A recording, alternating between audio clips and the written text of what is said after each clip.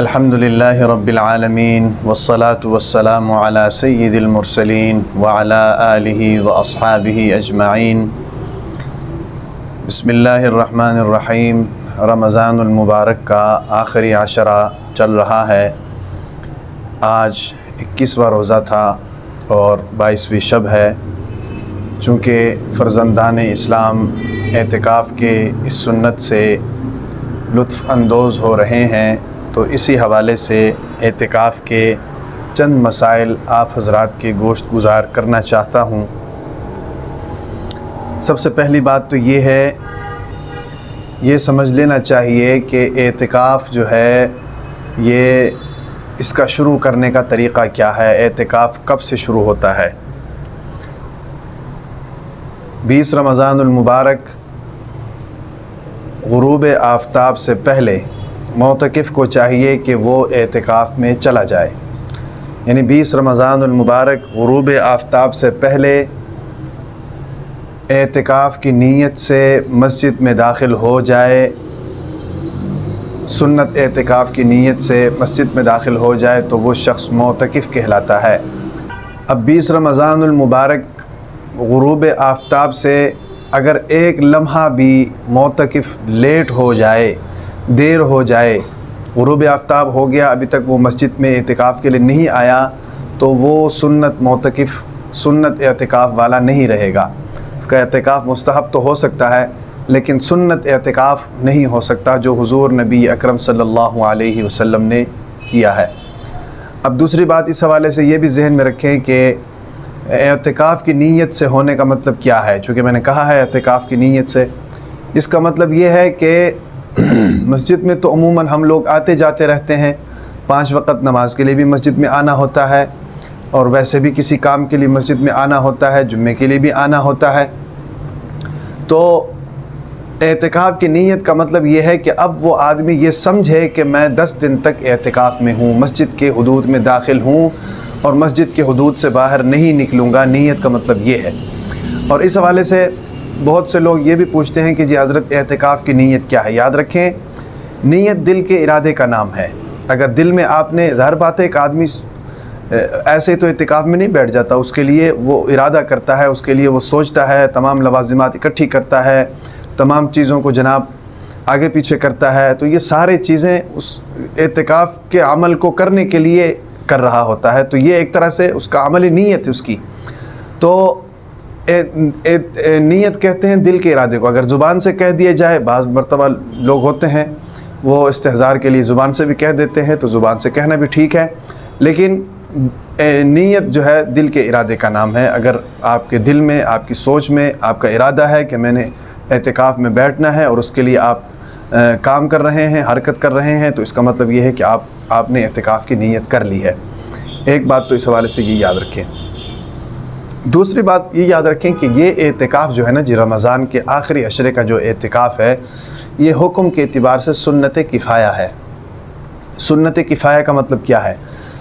سنت تو سنت کو کہتے ہیں، کفایہ کا معنی ہوتا ہے کافی ہو جانا۔ مطلب یہ ہے کہ اگر محلے میں مسجد ہے تو اس مسجد کے اندر اس محلے کے کچھ لوگ بھی اگر اعتکاف میں بیٹھ جائیں تو باقی لوگوں کے لیے وہ کافی ہوتا ہے، باقی لوگوں کے سر کے اوپر سے بوجھ اتر جاتا ہے۔ اگر کوئی بھی مسجد میں اعتکاف میں نہ بیٹھیں تو سارے لوگ جو ہیں وہ اس گناہ کے اندر شریک ہوتے ہیں۔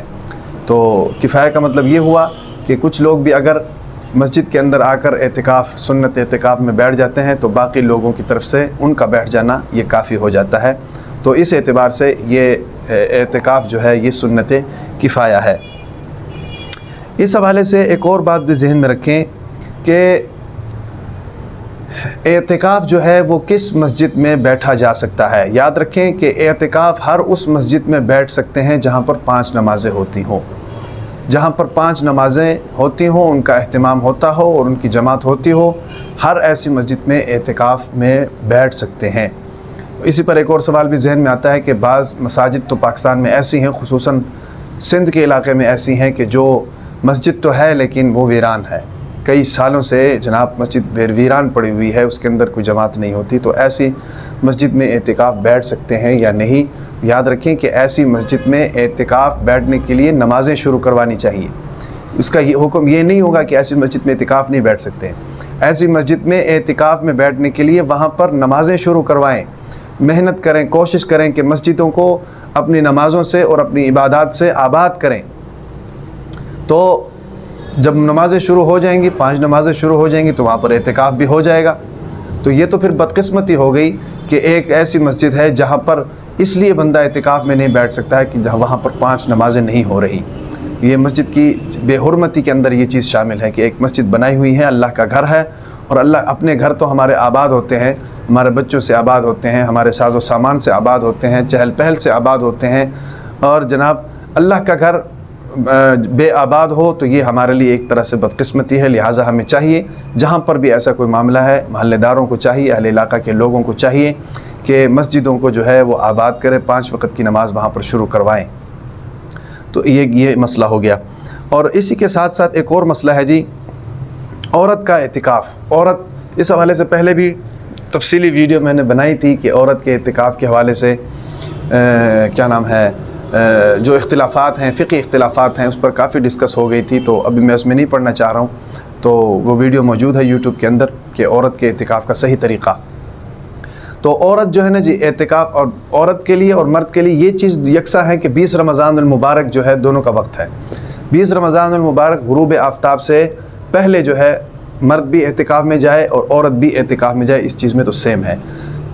باقی عورت جو ہے فقہ حنفی کے مطابق، کیونکہ یہاں پر بر صغیر میں احناف زیادہ ہیں، امام ابو حنیفہ رحمہ اللہ کے فالوورز ہیں، تو کثیر تعداد میں خواتین جو ہیں وہ اعتکاف میں بیٹھتی ہیں، تو ان کے جو فقہ ہے، ان کی فقہ امام ابو حنیفہ رحمہ اللہ کا مسلک جو ہے وہ یہ ہے کہ عورت کا اعتکاف گھر میں کرنا یہ مسجد میں کرنے سے بہتر ہے، فتنے کے اندیشے سے۔ اور آج کل کا جو دور ہے، آپ سب حضرات اس دور سے بخوبی واقف ہیں، تو پھر مسجد اللہ کا گھر ہے۔ بعض فقہا تو یہ کہتے ہیں، اس سے اختلاف کرتے ہیں، ان کے پاس دلیلیں بھی موجود ہے، اور ان میں سے ایک دلیل یہ بھی ہے کہ بھئی جہاں پر نماز ہوتی ہے وہاں پر اعتکاف ہونا چاہیے، تو پھر عورت کی نماز تو گھر میں ہوتی ہے، عورت نماز گھر میں پڑھتی ہے، تو اس لیے عورت کا اعتکاف گھر میں ہونا چاہیے۔ اور اس حوالے سے یاد رکھیں کہ عورت اپنے گھر کے اندر اس مخصوص جگہ پر اعتکاف کرے جہاں پر وہ نماز پڑھتی ہیں، اور عورت کے نماز پڑھنے کی جگہ کمرے کے اندر کوئی کونا ہونا چاہیے، سنت عمل یہی ہے، کوئی کونا ہونا چاہیے، وہاں پر جو ہے وہ اپنے لیے اعتکاف کا اہتمام کرے۔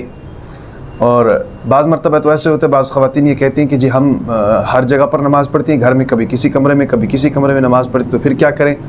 تو پھر اگر ایسا ہے تو پھر وہ اپنے لیے نماز کی جگہ بھی مختص کریں اور اعتکاف کی جگہ بھی اسی وقت مختص کریں، اور ظاہر بات ہے جب اعتکاف کی جگہ مختص ہو جائے گی تو نماز بھی وہیں پر پڑھیں گی۔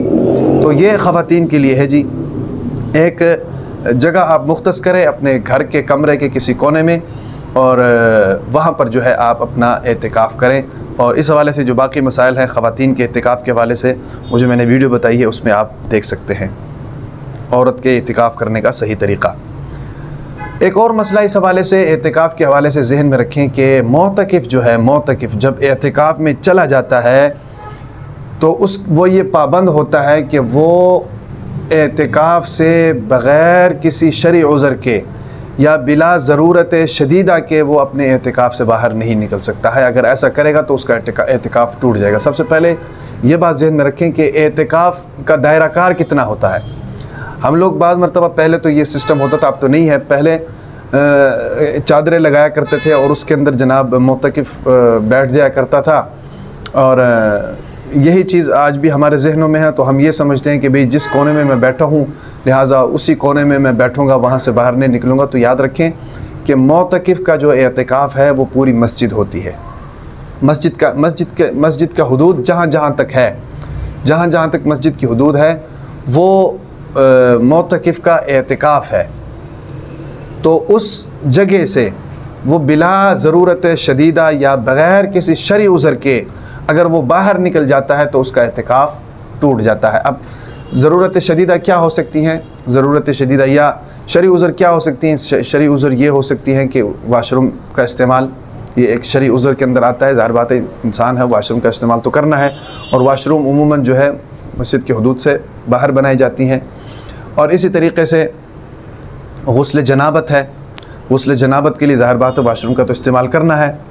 اور اسی طریقے سے جناب وضو ہے، وضو کے لیے جناب وضو خانے کا استعمال تو کرنا ہے، وہ بھی عموماً اکثر و بیشتر مسجد کے حدود سے باہر ہوتی ہیں۔ تو یہ ہے شرعی عذر۔ تو ان شرعی عذر کی بنیادوں پر جو ہے آپ مسجد کے حدود سے باہر نکل سکتے ہیں۔ یا ایسا کوئی موقع آ جائے کہ کھانا لانے والا کوئی نہ ہو، گھر میں ہے ہی کوئی نہیں، اب افطاری کرنی ہے، سحری کرنی ہے، وہ کیا کریں؟ ویسے آج کل تو ایک سہولت یہ بھی ہے کہ ایک مسجد میں بہت سے معتکفین ہوتے ہیں، تو آپس میں مل جل کر یہ سارے معاملات کرنے چاہیے کہ کسی کو اگر کوئی مجبوری آ جائے تو اس مجبوری میں اس کے ساتھ تعاون کرنا چاہیے۔ لیکن اگر ایسا کوئی موقع نہیں ہے، آپ جناب مجبور ہو گئے ہیں، تو ایسی صورت میں آپ اپنے گھر جا کر فوراً کھانا لے کر آ سکتے ہیں۔ اس کی بھی یہ بھی ایک شرعی عذر کے اندر آتا ہے یا ضرورت شدیدہ کے اندر آتا ہے، تو اس سے بھی اعتکاف نہیں ٹوٹے گا۔ ادروائز جو ہے آپ اگر بلا ضرورت شدیدہ اپنے گھر سے باہر اعتکاف سے باہر نکل رہے ہیں، کوئی شرعی عذر بھی نہیں ہے، کوئی ضرورت بھی نہیں ہے، کوئی مجبوری بھی نہیں ہے، بلا وجہ آپ جناب چہل قدمی کے لیے باہر نکل آئے ہیں، تو یاد رکھیں کہ اس صورت میں آپ کا اعتکاف ٹوٹ جاتا ہے۔ اور ایک اور مسئلہ یاد رکھیں اس حوالے سے کہ اعتکاف کے ساتھ روزہ ضروری ہے۔ اعتکاف کے ساتھ روزہ ضروری ہے۔ اگر اعتکاف کے دوران آپ کا روزہ ٹوٹ گیا تو آپ کا اعتکاف بھی ٹوٹ گیا، یا آپ نے روزہ نہیں رکھا اور اعتکاف کیا تو آپ کا اعتکاف نہیں ہوگا۔ روزہ اور اعتکاف لازم اور ملزوم ہے۔ اس حوالے سے خواتین یہ بات ذہن میں رکھیں کہ اگر اعتکاف کے دوران ان کے خاص ایام شروع ہو جاتے ہیں، ان کے مینسز شروع ہو جاتے ہیں، پیریڈ شروع ہو جاتے ہیں، یا ان کی حیض شروع ہو جاتی ہے، ماہواری شروع ہو جاتی ہے، تو ایسی صورت میں اس کا اعتکاف بھی ٹوٹ جاتا ہے۔ تو اس لیے خواتین کو یہ چاہیے کہ وہ اپنی تاریخوں کی تعیین کریں، اپنی تاریخوں کو یاد رکھیں کہ مہینے کی کون سی تاریخ میں وہ ان مخصوص ایام کے اندر مبتلا ہوتی ہیں۔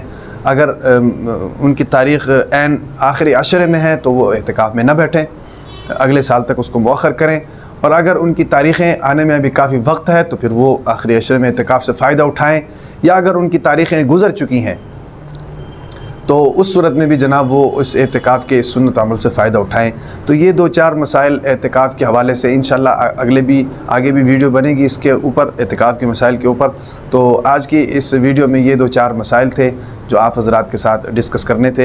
اللہ تبارک و تعالی ان تمام مسائل پر عمل کرنے کی توفیق عطا فرمائے۔